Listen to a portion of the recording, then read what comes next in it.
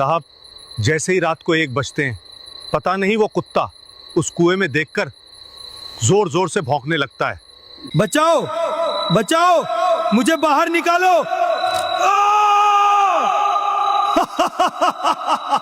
अरे बाप रे, ये क्या चीज है? ये कहानी है उस आखिरी गांव की जहां जिंदगी सिर्फ मौत के इंतजार का दूसरा नाम थी। कहानी उस रात की है जब आसमान से तारे गायब थे और हवाओं में बारूद की गंध घुली हुई थी। कहानी है एक बेजुबान की जिसने वो देख लिया जो इंसान नहीं देख पाए, और एक ऐसी गद्दारी की जिसने अपनों को ही पीठ पीछे से काट दिया। क्या होता है जब देश की हिफाजत करने वालों को ही मौत के मुंह में धकेल दिया जाता है? क्या होता है जब एक कुत्ता अचानक पागलों की तरह जमीन खोदने लगता है, क्योंकि कुएं के तल में जो मिला वह किसी की भी रातों की नींद उड़ाने के लिए काफी है। अगर इस कहानी ने आपके रोंगटे न खड़े कर दिए तो कहना। अगर वीडियो दिल को छुए तो लाइक और सब्सक्राइब करना मत भूलना। सुंदरपुर भारत और एक बहुत ही चालाक दुश्मन देश की सरहद पर बसा हुआ आखिरी गांव था। यहाँ के लोग मजबूत थे क्योंकि उन्होंने हमेशा अपने सिर पर मौत का साया नाचते देखा था। गांव के बाहर जो इलाका था वहां दूर दूर तक सिर्फ बंजर जमीन थी और कंटीले तार थे जो 2 देशों को बांटते थे। इस गांव में एक लड़का था जिसका नाम विक्रम था। विक्रम कोई आम लड़का नहीं था, वह भारतीय सेना में लांस नायक के पद पर तैनात था। विक्रम जब भी छुट्टी लेकर गांव आता था तो गांव का हर बच्चा उसके पीछे पीछे दौड़ता था। विक्रम के चेहरे पर हमेशा एक गर्व वाली मुस्कान रहती थी। उसके पास एक कुत्ता था, टाइगर। यह एक हट्टा कट्टा देसी कुत्ता था जिसका रंग ऐसा था जैसे तपती हुई रेत। टाइगर की आंखें इतनी तेज थीं कि वह रात के अंधेरे में भी पत्तों की हलचल भांप लेता था। विक्रम और टाइगर का रिश्ता सिर्फ एक फौजी और उसके कुत्ते का नहीं था, वे दोनों भाई जैसे थे। विक्रम की मां अक्सर हंसते हुए कहती थी कि मेरा बेटा तो एक ही है, लेकिन भगवान ने उसे 2 जिंदगियां दी हैं, एक उसकी खुद की और दूसरी इस टाइगर की। दिन मजे से कट रहे थे, लेकिन फिर वो रात आई जिसने सुंदरपुर की किस्मत ही बदल दी। यह सर्दियों की एक बहुत ही सर्द रात थी। अचानक सरहद पर भारी गोलाबारी शुरू हो गई। आसमान जैसे आग उगल रहा था। गांव के लोग अपने अपने घरों में दुबक गए थे। 2 दिन बाद जब गोलीबारी रुकी तो सेना की एक टुकड़ी गांव आई। उन्होंने विक्रम की मां को बताया कि उनकी टुकड़ी पर बहुत भयानक हमला हुआ था और विक्रम लापता है। कुछ दिन बाद सेना ने विक्रम को शहीद घोषित कर दिया। उन्होंने बताया कि विक्रम की बंदूक और उसकी वर्दी का एक टुकड़ा खून से सना हुआ मिला है, इसलिए उसके बचने की कोई उम्मीद नहीं है। विक्रम की बूढ़ी मां और उसकी छोटी बहन जैसे टूटकर बिखर गए। पूरे गांव ने मिलकर विक्रम को श्रद्धांजलि दी। सब रोए, लेकिन एक था जिसने एक भी आंसू नहीं बहाया, वह था टाइगर। उस दिन से टाइगर बिल्कुल बदल गया। उसने खाना पीना छोड़ दिया। वह घर में नहीं रहता था, बल्कि गांव के बाहर एक पुराने और सूखे कुएं के पास चला जाता था। वह कुआं बहुत पुराना था और गांव वाले उसे मनहूस मानते थे। कहा जाता था कि सालों पहले उस कुएं का पानी अचानक लाल हो गया था और तब से उसे किसी ने इस्तेमाल नहीं किया था। कुएं के आसपास झाड़ियां उगाई थी और लोग उधर जाने से भी डरते थे, लेकिन टाइगर ने अब वही अपना ठिकाना बना लिया था। दिन भर वह उस कुएं की मुंडेर पर लेटा रहता, जैसे किसी का इंतजार कर रहा हो। लेकिन असली डरावना खेल तब शुरू होता जब रात के ठीक 1 बजते। जैसे ही घड़ी में 1 बजता, टाइगर अचानक उठ खड़ा होता। उसके शरीर के बाल खड़े हो जाते और वह पागलों की तरह उस सूखे कुएं के अंदर झांक कर जोर जोर से भौंकने लगता। उसकी आवाज में इतना दर्द और इतना गुस्सा होता था कि सुनने वालों की रूह कांप जाती थी। गांव के लोग डरने लगे थे। कुछ लोगों ने कहा कि यह कुत्ता पागल हो गया है। कुछ ने कहा कि विक्रम की आत्मा इस कुएं में भटक रही है और टाइगर उससे बात करता है। गांव के सरपंच, जो कि एक बहुत ही अमीर और रसूखदार आदमी थे, जिनका नाम धन सिंह था, उन्होंने सख्त हिदायत दी कि इस कुत्ते को यहां से भगाओ। लोग उसे पत्थर मारते, डंडे से डराते, लेकिन टाइगर वहां से नहीं हटता था। वह थोड़ी दूर जाता और फिर वापस उसी कुएं के पास आकर भौंकने लगता। टाइगर की नजरें हमेशा उस कुएं की गहराई पर टिकी रहती थीं, जैसे वह कुछ ऐसा देख रहा हो जो इंसानी आंखों को नजर नहीं आ रहा था। कभी कभी वह कुएं के पास की मिट्टी खोदने लगता था और फिर निराश होकर और जोर से चिल्लाता था। करीब 3 महीने ऐसे ही बीत गए। एक दिन भारतीय सेना की एक नई टुकड़ी उस इलाके में गश्त के लिए आई। इस टुकड़ी का नेतृत्व मेजर अभय कर रहे थे। अभय और विक्रम दोनों एकेडमी के दिनों से बहुत पक्के दोस्त थे। जब अभय को विक्रम के शहीद होने की खबर मिली तो वह अंदर से टूट गया था। उसने खुद अपनी पोस्टिंग इसी खतरनाक इलाके में करवाई थी ताकि वह अपने दोस्त की कमी को महसूस कर सके और उसके परिवार का ध्यान रख सके। अभय एक बहुत ही शांत लेकिन बेहद तेज दिमाग वाला अफसर था। पहली ही रात जब मेजर अभय अपनी जीप में गांव का चक्कर लगा रहे थे तो उन्हें दूर से एक कुत्ते के भौंकने की आवाज सुनाई दी। यह आवाज इतनी दर्दनाक थी कि अभय ने फौरन जीप रुकवा दी। उन्होंने देखा कि गांव के बाहर उस पुराने कुएं के पास एक कुत्ता पागलों की तरह चिल्ला रहा है और जमीन खोद रहा है। अभय नीचे उतरे। जैसे ही टाइगर ने अभय की फौजी वर्दी देखी, वह एकदम से शांत हो गया। उसने अभय के फौजी जूतों को सूंघा और फिर उनकी पेंट पकड़कर उन्हें कुएं की मुंडेर की तरफ खींचने लगा। अभय को यह देखकर बहुत अजीब लगा। उन्होंने अपनी टॉर्च निकाली और कुएं के अंदर रोशनी की। कुआं बहुत गहरा था। नीचे सिर्फ पत्थर, सूखा कचरा और बहुत सारा अंधेरा था। अभय को लगा कि शायद कोई छोटा जानवर नीचे गिर गया होगा और कुत्ता उसी को देखकर भौंक रहा है। लेकिन टाइगर का व्यवहार कुछ अलग ही कह रहा था। वह कुएं के अंदर देखकर भौंकता और फिर अभय की तरफ देखकर अपनी पूंछ हिलाता। अभय ने टॉर्च की रोशनी कुएं के आसपास की जमीन पर डाली। वहां उन्हें कुछ ऐसा दिखा जिसने उनके माथे पर लकीरें ला दी। कुएं के पास की मिट्टी में कुछ निशान थे। ये जूतों के निशान थे, लेकिन ये कोई आम जूते नहीं थे। ये भारी आर्मी बूट्स के निशान थे। अभय को पता था कि हमारी सेना का कोई भी जवान रात के वक्त इस मनहूस कुएं के पास नहीं आता है। तो फिर ये निशान किसके थे? अभय के दिमाग में शक का कीड़ा रेंगने लगा। उन्होंने अपने साथ आए हवलदार राम सिंह को बुलाया और कहा कि राम सिंह, कल सुबह हम इस कुएं की पूरी तरह से जांच करेंगे। राम सिंह ने थोड़ा झिझकते हुए कहा कि साहब, यह कुत्ता तो पागल है। गांव वाले कहते हैं कि जब से विक्रम मरा है तब से इसका दिमाग फिर गया है। आप इस पर ध्यान मत दीजिए। अभय ने टाइगर की आंखों में देखा। वहां कोई पागलपन नहीं था। वहां एक अजीब सी उम्मीद थी, एक ऐसी तड़प थी जैसे वह चीख चीख कर कुछ बताना चाह रहा हो। अभय ने टाइगर के सिर पर हाथ फेरा। टाइगर ने अपना भारी सिर धीरे से अभय के हाथ पर रख दिया और एक बहुत ही धीमी सी आवाज निकाली। अभय समझ गए कि यह बेजुबान कुछ तो जानता है। अगली सुबह सूरज की पहली किरण के साथ मेजर अभय अपनी पूरी टीम और सारे साजो सामान के साथ उस कुएं पर पहुंच गए। उनके पास मजबूत रस्सियां, सीढ़ियां और बहुत ही तेज रोशनी वाली सर्च लाइटें थीं।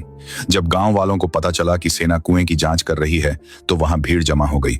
सरपंच धन सिंह भी वहां पहुंच गए। उनके चेहरे पर थोड़ी घबराहट थी, लेकिन उन्होंने अपनी मुस्कान के पीछे उसे छिपाने की पूरी कोशिश की। सरपंच ने मेजर अभय से कहा कि अरे मेजर साहब, आप अपना कीमती वक्त क्यों बर्बाद कर रहे हैं? इस कुएं में कुछ नहीं है। हमने कई बार इसे देखा है। ये तो बस एक पागल कुत्ते का ड्रामा है। अभय ने सरपंच की बात को पूरी तरह अनसुना कर दिया। उन्होंने अपने एक बहुत ही छरहरे और फुर्तीले जवान को रस्सी के सहारे नीचे उतारने का फैसला किया। जवान ने टॉर्च ली और धीरे धीरे नीचे जाने लगा। कुआं बहुत गहरा था। करीब 50 फीट नीचे जाने के बाद जवान के पैर जमीन पर टिके। ऊपर से अभय ने रेडियो पर पूछा कि क्या स्थिति है। करीब 10 मिनट तक नीचे से कोई जवाब नहीं आया। अभय को चिंता होने लगी। फिर अचानक रेडियो पर जवान की बहुत ही घबराई हुई आवाज आई, साहब, आप जल्दी नीचे आ जाइए, यहाँ नीचे कुछ बहुत ही भयानक है। अभय ने फौरन रस्सी पकड़ी और खुद नीचे उतरने लगे। जैसे जैसे वे नीचे जा रहे थे, कुएं की ठंडक और बदबू बढ़ती जा रही थी।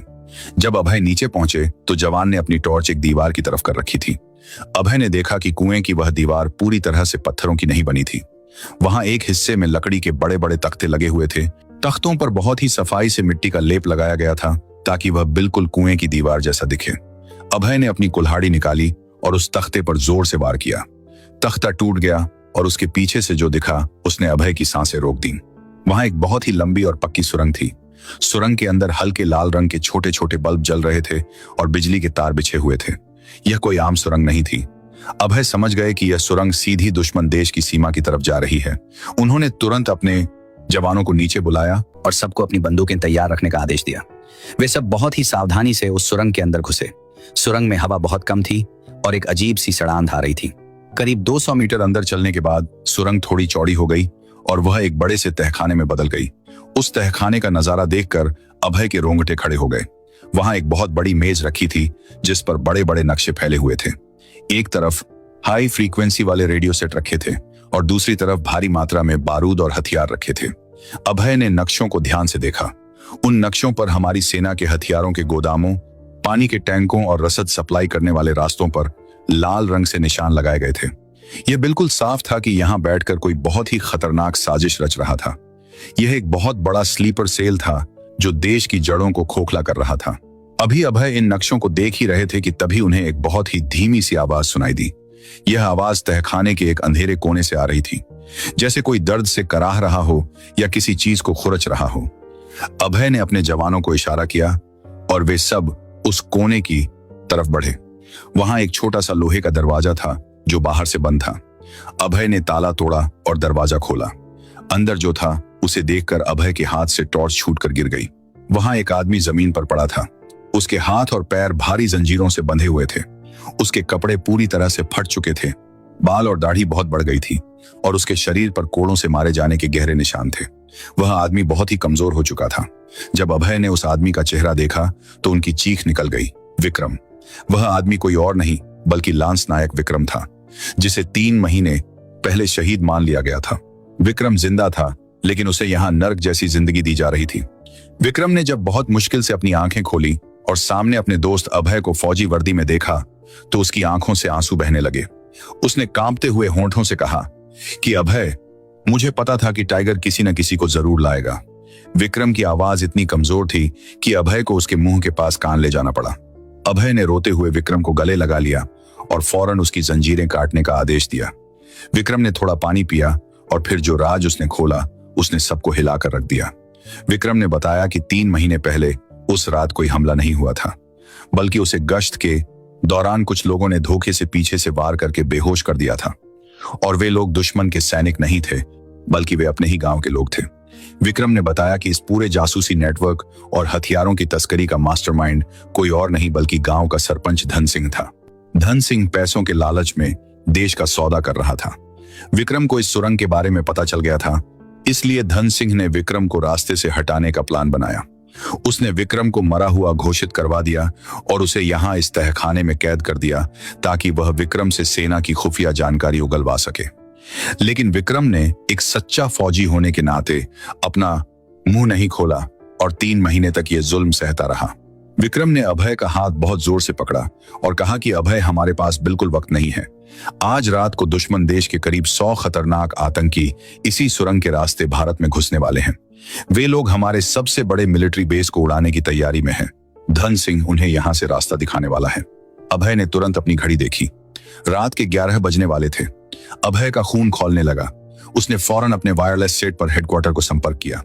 पूरी सेना में हाई अलर्ट जारी कर दिया गया। उधर गांव में सरपंच धन सिंह को शक हो गया था कि सेना को कुएं के नीचे कुछ मिल गया है। वह अपना सामान पैक करके भागने की फिराक में था, लेकिन जैसे ही वह अपने घर से बाहर निकला, सामने मेजर अभय और उनकी टीम खड़ी थी। धन सिंह ने भागने की कोशिश की, लेकिन तभी वहां टाइगर आ गया। टाइगर ने धन सिंह पर ऐसी छलांग लगाई कि वह सीधा जमीन पर जा गिरा। टाइगर ने धन सिंह की गर्दन के पास अपने दांत गढ़ा दिए। धन सिंह डर के मारे चीखने लगा। पुलिस ने उसे हथकड़ी पहना दी। रात के ठीक 1 बजे जब दुश्मन के आतंकी उस सुरंग के रास्ते आगे बढ़ रहे थे तो उन्हें अंदाजा भी नहीं था कि भारतीय सेना उनका इंतजार कर रही है। जैसे ही वे सुरंग के मुहाने पर पहुंचे, चारों तरफ से भारतीय जवानों ने उन पर फायरिंग शुरू कर दी। वह रात सुंदरपुर गांव के लिए एक ऐतिहासिक रात बन गई। सभी आतंकियों को ढेर कर दिया गया और जो बचे उन्हें पकड़ लिया गया। अगली सुबह जब विक्रम को स्ट्रेचर पर कुएं से बाहर निकाला गया तो पूरा गांव वहां मौजूद था। विक्रम की मां दौड़ती हुई आई और अपने बेटे के सीने से लगकर फूट फूट कर रोने लगी। गांव वाले जो कल तक टाइगर को पागल कह रहे थे, आज वे शर्मिंदगी से नजरें झुकाए खड़े थे। विक्रम ने बहुत ही कमजोर आवाज में टाइगर को पुकारा। टाइगर दौड़ता हुआ आया और विक्रम के चेहरे को चाटने लगा। विक्रम ने टाइगर को चूम लिया। कुछ हफ्तों बाद जब विक्रम पूरी तरह से ठीक हो गया तो सेना के मुख्यालय में एक बहुत बड़ा सम्मान समारोह आयोजित किया गया। विक्रम को उसकी बहादुरी और देश के प्रति उसकी निष्ठा के लिए राष्ट्रपति द्वारा शौर्य चक्र से सम्मानित किया गया। लेकिन उस दिन का सबसे बड़ा हीरो कोई इंसान नहीं बल्कि एक बेजुबान कुत्ता था। सेना प्रमुख ने खुद टाइगर को एक विशेष मेडल पहनाया। उस मेडल पर लिखा था, देश का सबसे वफादार सिपाही। टाइगर को सेना में आधिकारिक तौर पर शामिल कर लिया गया। धन सिंह को गद्दारी के जुर्म में उम्र कैद की सजा हुई। वह सूखा कुआं जो कभी मौत और मनहूसियत का प्रतीक था, आज वह गांव वालों के लिए एक मंदिर बन गया है। आज भी सुंदरपुर गांव के लोग अपने बच्चों को टाइगर की कहानी सुनाते हैं, यह बताने के लिए कि इंसान भले ही पैसों के लिए बदल जाए, लेकिन एक कुत्ता अपने मालिक और अपने फर्ज के प्रति आखिरी सांस तक वफादार रहता है। तो दोस्तों, यह थी वो कहानी जिसने हमें सिखाया कि कभी कभी वो लोग जिन्हें हम पागल समझते हैं, वे हमसे ज्यादा समझदार और वफादार होते हैं। देश की हिफाजत सिर्फ सरहदों पर खड़े जवान नहीं करते, बल्कि हर वो दिल करता है जिसमें अपने वतन के लिए प्यार हो, फिर चाहे चाहे वह दिल किसी इंसान का हो या किसी बेजुबान जानवर का। अगर आपको यह कहानी पसंद आई हो और टाइगर की वफादारी ने आपके दिल को छुआ हो तो इस वीडियो को लाइक करें, अपने दोस्तों के साथ शेयर करें, और अगर आपके पास भी कोई कुत्ता हो जिसे आप बहुत ही चाहते हैं तो अपना और कुत्ते का नाम जरूर लिखें। देखते हैं किस किस के पास कुत्ता है, और मुझे कमेंट में जरूर बताएं कि क्या आपने भी कभी किसी जानवर की ऐसी वफादारी देखी है। जय हिंद, जय भारत।